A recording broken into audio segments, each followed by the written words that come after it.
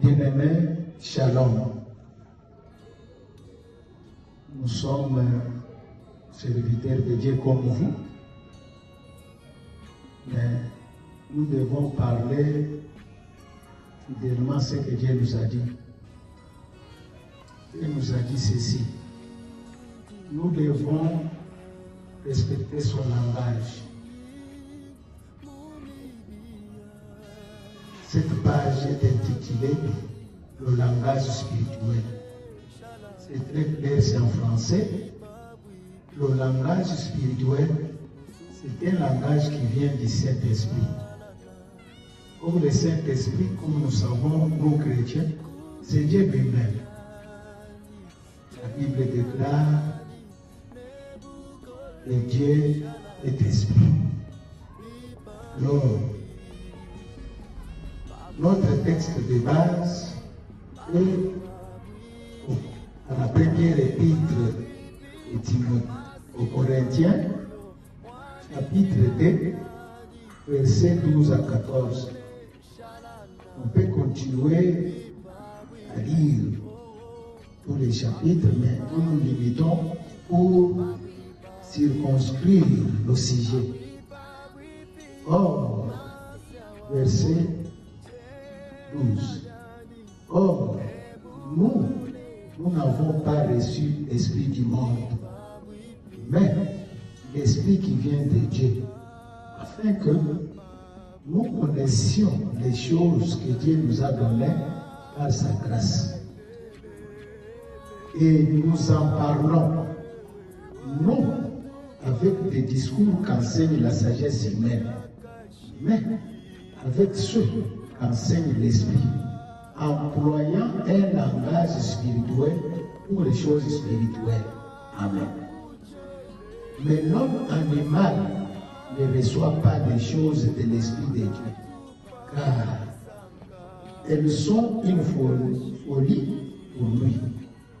Et il ne peut les connaître parce que c'est spirituellement qu'on en juge. L'homme spirituel, au contraire, juge de tout, et il n'est lui-même jugé par personne. Car qui a connu la pensée du Seigneur pour l'instruire? Or, nous avons la pensée de Christ. Donc, c'est très clair, bien aimé. Il y a ici des esprits. L'esprit du monde qui englobe l'enseignement du monde et l'esprit qui vient de Dieu, afin que nous connaissions les choses au pluriel. Les choses représentent le langage spirituel.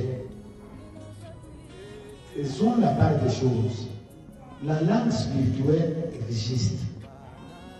Mais ici, c'est le langage spirituel, c'est-à-dire l'entièreté. Quand Dieu parle, nous devons prêcher dans le langage spirituel. Revenons à l'essentiel. Revenons au langage prophétique de Dieu. Ne suivons pas l'exemple des autres. Donc, ici, comme Ézéchiel, comme Élie, nous avons le langage spirituel et nous devons prêcher comme le Seigneur nous recommande. Car comme Ézéchiel aussi, il a dit, selon votre parole. Comme Pierre aussi avait répondu au Seigneur quand il n'avait rien eu toute la nuit. Quand le Seigneur lui a dit, tu peux aller en profondeur, il a dit, Seigneur, je suis spécialiste en pêche. J'ai pêché la nuit. C'était un temps où je pouvais avoir beaucoup. Mais selon votre parole, je rentre. Selon la parole de Dieu, nous devons rentrer, bien aimés. Bien que nous avons déjà avancé dans le langage charnel, nous avons beaucoup avancé. Mais nous disons des choses de nos cœurs. Nous prêchons le langage charnel. Revenons à la parole prophétique de Dieu. Nous allons réussir Et ceux que nous allons prêcher vont avoir l'étoile. Peu importe leur nombre, l'étoile est unique. L'étoile, c'est le Seigneur. Et quand l'étoile éclaire, ça fait une démarcation, ça fait une séparation entre les charnels et les spirituels. Et ça nous bénit, ça nous éclaire. Nous avons encore beaucoup d'exemples, parce que c'est ça ce qui compose, qui constitue même le langage spirituel. Nous disons que le langage spirituel, c'est un langage biblique, mais que nous, les prophètes, les véritables prophètes, nous expliquons dans le langage spirituel. Nous ne nions pas cette parole ici, qui est dans la Bible, mais elle nous sert, comme les scientifiques disent, catalogue. C'est ça notre catalogue. Pour bien en penser, nous consultons la Bible, nous lisons la Bible, mais dans le sens spirituel, pour expliquer aux enfants de Dieu que notre Dieu, il est l'Esprit. Luc, chapitre 6, verset 40. Bien-aimés, je vous ai dit que c'est ça notre catalogue, c'est ça notre constitution, c'est ça.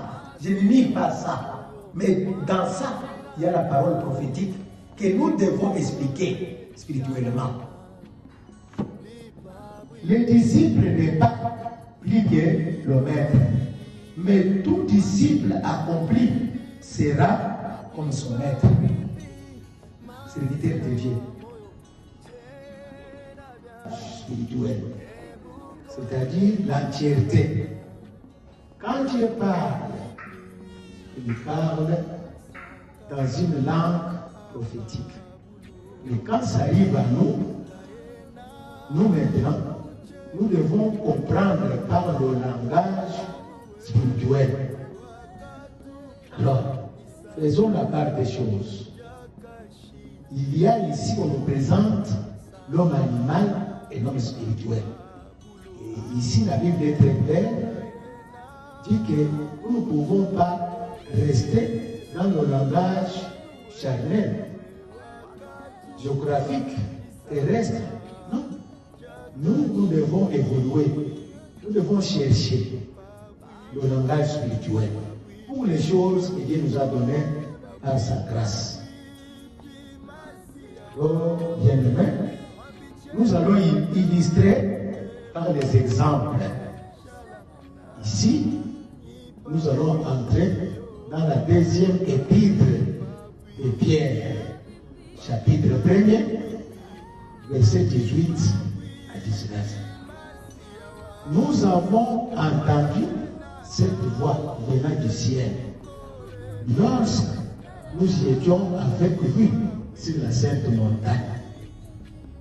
Et nous tenons pour d'autant plus certaine la parole prophétique à laquelle vous faites bien de prêter attention, comme à une lampe qui brille dans un lieu obscur, jusqu'à ce que les jours viennent à apparaître et que l'étoile du matin s'élève dans vos cœurs.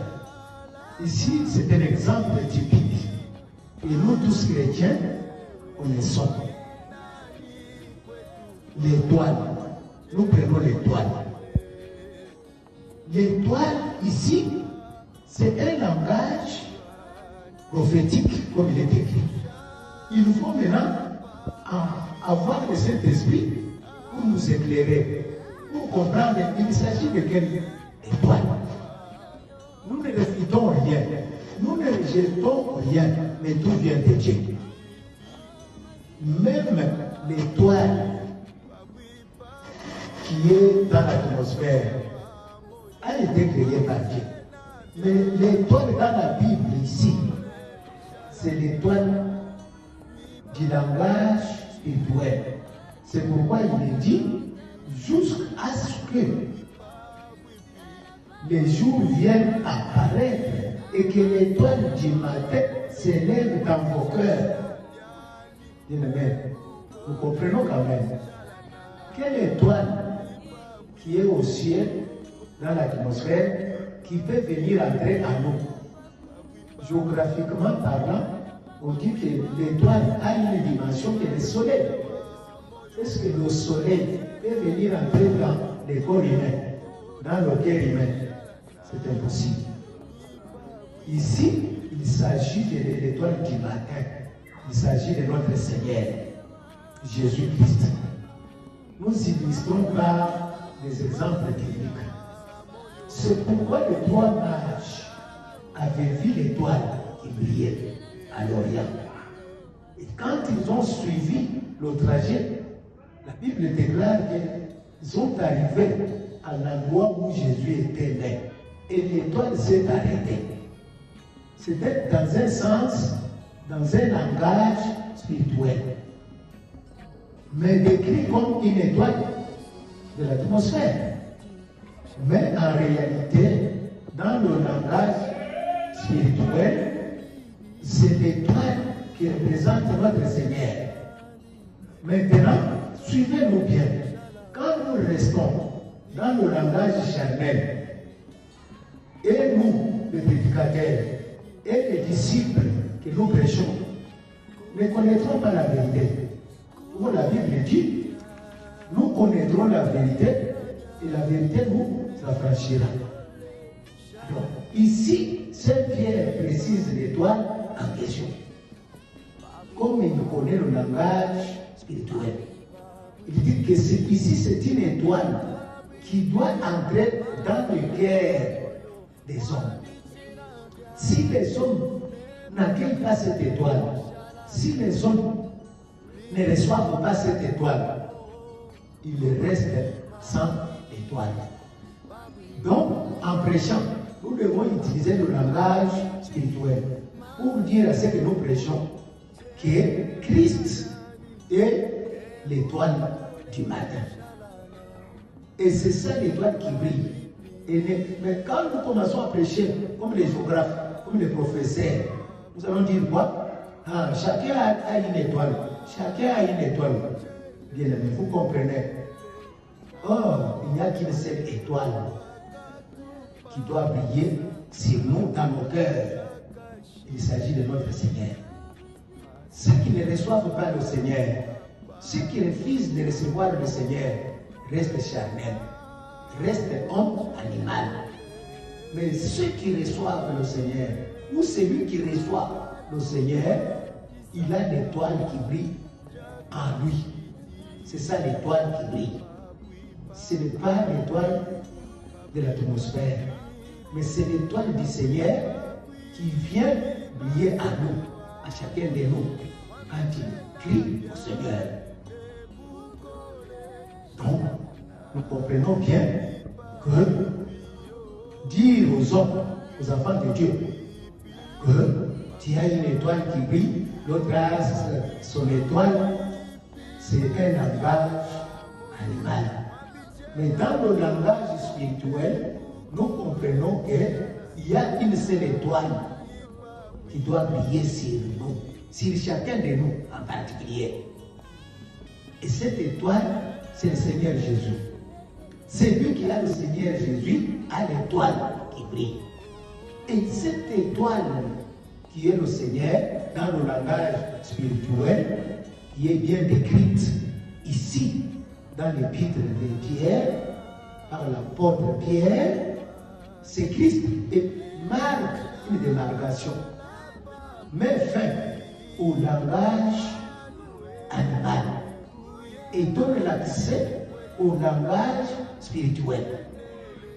Et c'est lui, tout le monde qui croit à cette étoile a maintenant une étoile qui brille dans tous les domaines, c'est comme lui. Donc, c'est ça. Et la Bible précise dans ce contexte qu'il s'agit d'une parole prophétique. Donc, la parole de Dieu est prophétique. On est prophète. Ce n'est que quand on a le langage spirituel. Quand on n'a pas le langage spirituel, quand on ne connaît même pas le langage spirituel, Quand on ne connaît même pas que le langage spirituel existe, on est homme animal. Et on ne peut pas même prophétiser. On ne peut même pas prêcher. Celui qui prêche est d'abord homme spirituel. Il connaît tout. Et surtout, il connaît le langage spirituel. C'est là où intervient interprète. Dans le langage spirituel, un interprète, c'est celui qui connaît le langage spirituel pour expliquer à ceux qui n'ont pas son langage, pour leur dire que vous n'avez pas encore l'étoile. Mais quand vous êtes ici aujourd'hui, quand vous êtes en train d'écouter la parole dans le langage spirituel, vous devenez l'homme spirituel. Au même moment, vous avez l'étoile qui brille sur toi. Cette étoile-là ne brillait pas. Mais maintenant, quand vous écoutez la parole du Seigneur, et quand vous vous convertissez au Seigneur, quand vous recevez la grâce du Seigneur qui vient par la parole prophétique, alors l'étoile brille sur toi et dans ton cœur.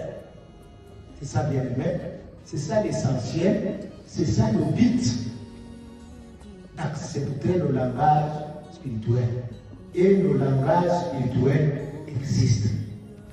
Nous allons en parler sur la lumière de la parole prophétique qui est dans la Bible. Dans la Bible, il y a la parole prophétique, la parole de Dieu. Maintenant, nous qui sommes convertis, nous sommes spirituels. Alors nous avons maintenant la prophétie à nous. Et cette prophétie qui vient de la parole prophétique, c'est cette prophétie que nous allons enseigner, que nous allons prophétiser à ceux qui n'avaient pas l'étoile. Voyez-vous? Deuxième exemple, parce que nous allons parler de plusieurs exemples. Quand nous prenons le livre des rois, chapitre 18, verset 36 jusqu'à 40, mais nous allons nous limiter sur 36, verset 36. Et que l'on sache aujourd'hui que tu es Dieu en Israël, que je suis ton serviteur et que j'ai fait toutes ces choses par ta parole. Toutes les choses, c'est dans le langage spirituel. Mais la parole du Seigneur, c'est une parole prophétique. Quand on a la parole prophétique, on a beaucoup de choses spirituelles à enseigner. Quand on n'a pas la parole prophétique du Seigneur, on ne peut même pas enseigner. C'est pourquoi ici, le prophète Élie dit qu'aujourd'hui, selon ta parole prophétique, je vais montrer à tout l'Israël que je suis ton serviteur, que j'ai ta parole à moi. Je vais faire quelque chose que les autres ne peuvent pas, que l'homme charnel ne peut pas. C'est ainsi qu'il a mis en épreuve les serviteurs de Dieu de Baal. Il dit bon, parce qu'il savait, Élie savait, parce qu'il avait le langage spirituel, il avait la parole prophétique. Il dit bon, nous allons essayer d'appeler chacun son Dieu. Vous êtes nombreux, appelez votre Dieu. Mais dans un cas précis, le fait. C'est le Dieu qui va donner le fait, qui est le vrai Dieu. Alors, il savait, parce qu'il lui avait le langage spirituel issu de Dieu, de la parole prophétique. Donc, ce qu'il disait d'avance, il est spirituel issu de Dieu, de la parole prophétique. Donc, ce qu'il disait d'avance, il le connaissait. C'est ça être prophète. C'est connaître d'avance le langage spirituel et avoir la prophétie qui est la parole de Dieu en soi. Voilà, il les a mis à l'épreuve, ils ont crié comme nous le savons. Non, bien sûr, le fait n'est pas venu. Mais quand Élie, le vrai prophète, de vrai Dieu, a prononcé un seul mot, l'Éternel, ton feu, le feu est descendu. Le feu était où? Était dans la parole prophétique de Dieu. Car notre Dieu était fait de voilà.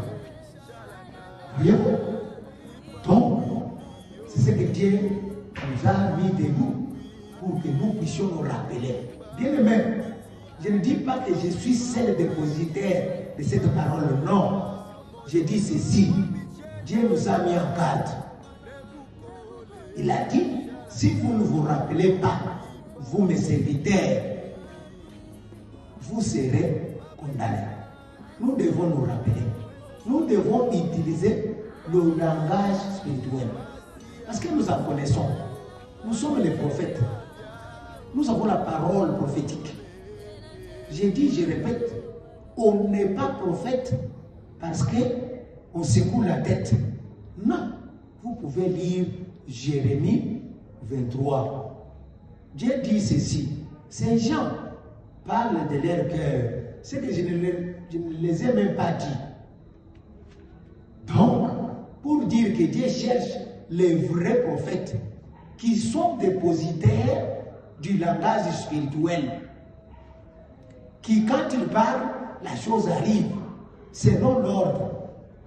C'est comme ça qu'il avait dit même à Ézéchiel, en tant que vrai prophète de Dieu, qui avait la prophétie de Dieu, qui avait la parole prophétique de Dieu. Ézéchiel 37. Nous savons. Il demande à Ézéchiel, est-ce que ces ossements de chercher peuvent reprendre la vie? Écoute ce qu'un vrai prophète répond. Je ne sais pas. Vous-même, Seigneur, vous savez. Amen. Nous, aujourd'hui, nous devons utiliser ce langage-là. C'est ce que Dieu nous a suscité en ces jours. Nous tous, nous devons suivre l'exemple de nos aînés dans ce service divin. Nous devons connaître le langage spirituel. Bien-aimés, ne suivons pas, comme la Bible déclare, ceux qui sont dans les trains de vie par leur convoitise de ces temps. Ils veulent utiliser le langage charnel en niant le langage prophétique de Dieu.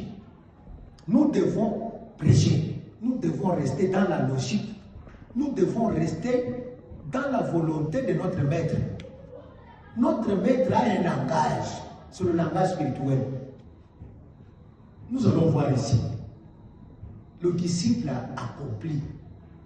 C'est qui? Dans le langage charnel, si on vous pose, c'est une petite question. Vous ne pouvez pas répondre. Mais si vous avez le langage spirituel, alors vous êtes spirituel. Vous avez le Saint-Esprit. Vous pouvez bien répondre facilement. Et l'auditoire, l'église, l'assemblée, vous écoute, applaudit. Le maître, c'est le Seigneur Jésus, qui est l'étoile. C'est pourquoi il nous a dit ceci. Tout est accompli. Amen. Tout est accompli, c'est dans le langage spirituel. Notre Seigneur n'a rien laissé au hasard. Tout ce que notre Seigneur nous a parlé, charnellement, on ne peut pas comprendre. Mais si nous sommes spirituels, si nous utilisons le langage spirituel, c'est clair. Et même ceux qui nous écoutent vont dire Amen. Vous savez qu'aujourd'hui, il y a même les païens qui nous confondent, qui disent que oh, la Bible n'est pas une vérité en soi. J'entends même de tels dialogues interreligieux. Je me demande, oh, c'est une conspiration des hommes qui écrivent comme ça. Non. Nous, chrétiens, si nous utilisons le langage pour persuader ces païens-là, il faut utiliser le langage spirituel. Parce que quand nous utilisons le langage spirituel, ils ne vont pas comprendre. Nous allons leur dire que nous avons l'esprit qui vient de Dieu. Et la Bible a été écrite par l'intermédiaire du Saint-Esprit. C'est la force du Saint-Esprit. Ce n'est pas par la volonté humaine que la Bible a été écrite. Voilà comment nous devons répondre à ces païens-là. Ce n'est pas par la volonté d'homme que la Bible a été écrite. C'est toujours dans 2e Pierre ici. Chapitre, toujours, premier chapitre, verset 20 à 21. Voilà ce que vous devez répondre aux païens. La Bible n'est pas écrite par la volonté d'homme, mais c'est poussé par le Saint-Esprit que les hommes ont parlé de la part de Dieu. Amen. Si nous utilisons le langage spirituel, si nous disons que la Bible, c'est une parole prophétique de Dieu, et que nous, ça nous donne l'inspiration spirituelle, c'est ça le langage spirituel. Rentrons à la vérité. Rentrons à la source. Prêchons la vérité. La vérité, c'est le Seigneur. C'est pourquoi il dit qu'un serviteur n'est pas comme son maître. C'est un disciple. Mais quand il est accompli par quoi? Par le Saint-Esprit. Il a quoi? Il a le langage spirituel à lui. Il est qui? Il est l'homme spirituel. C'est pourquoi la Bible déclare que l'homme spirituel n'est pas jugé. Mais il juge tout. Il connaît tout. Nous avons tout à nous. Mais nous prêchons mal. Nous utilisons un langage qui n'est pas le langage spirituel. C'est pourquoi la Bible déclare, vous priez, vous ne recevez pas, parce que vous priez mal. C'est-à-dire, nous empruntons les langues étrangères, les langues humaines, la sagesse humaine, l'esprit du monde. Rentrons à la vérité. La vérité est dans le langage spirituel. La Bible déclare l'esprit de vérité. La parole de Dieu, c'est la vérité. Voilà ce que Dieu nous a recommandé de nous dire. Ce n'est pas seulement vous, même moi. La Bible nous recommande la repentance. Nous devons nous repentir. Nous ne devons pas nous orgueiller. Au contraire, nous devons être humbles. Nous devons parler la Bible dans le langage du Seigneur.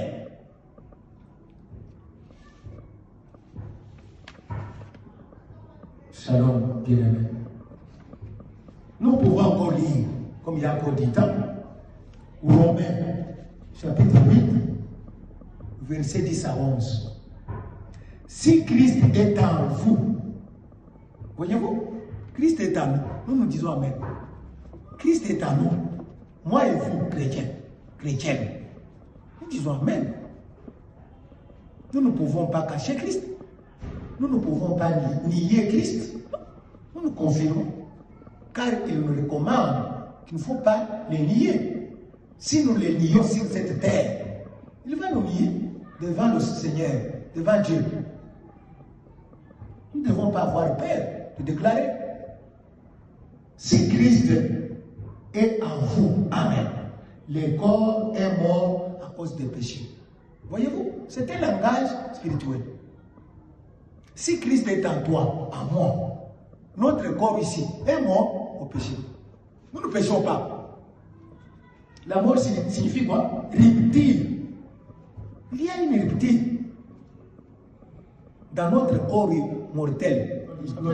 C'est écrit, Romains, chapitre 8. À cause du péché. Et si l'esprit de celui qui a ressuscité Jésus d'entre les morts habite en vous, celui qui a ressuscité Christ d'entre les morts rendra aussi la vie à vos corps mortels. Amen. Voilà ce que nous croyons. Par son esprit qui habite en vous. Amen. On ne peut pas avoir l'esprit de Christ en nous sans utiliser le langage spirituel. Là, nous n'avons pas l'esprit de Christ. Là, nous n'avons pas Christ en nous. Mais nous sommes chrétiens, chrétiennes. Parce que nous avons Christ en nous, en vous, en moi. Alors, nous croyons à ce que, comme Christ est ressuscité, nous aussi, nous serons ressuscités. Par quoi? Par la force du Saint-Esprit qui est en Christ, qui est aussi en nous. Nous sommes héritiers, co-héritiers avec lui, Christ. Parce qu'il est en nous. Voyez-vous, c'est un langage spirituel que l'homme charnel ne peut pas dire Amen. Mais vous, devant moi, devant votre écran, vous dites Amen. Vous avez raison de dire Amen. Parce que vous êtes spirituel, vous n'êtes pas charnel. Les charnels, c'est ceux qui ne croient pas en Christ. Mais vous croyez en Christ. Vous avez l'esprit de Christ en vous. C'est pourquoi nous avons parlé précédemment que Christ est le trésor de Dieu. Christ est la sagesse de Dieu. Et Christ est la science même de Dieu. Nous avons parlé de ça. Je crois, Colossiens, chapitre 2, verset 2 à 3. Vous pouvez vérifier. Nous devons vérifier les Saintes Écritures. C'est ça, notre catalogue. C'est ça, notre constitution. C'est ça, notre vérité. Ta parole est la vérité, la parole de Dieu. Shalom, bien-aimés. Revenons à Christ. Revenons, y compris moi. Parlons le langage spirituel. C'est ce qui nous caractérise. C'est ce qui nous montre que nous sommes spirituels. Parce que nous parlons, nous prêchons dans le langage spirituel issu du Saint-Esprit. Que Dieu vous bénisse.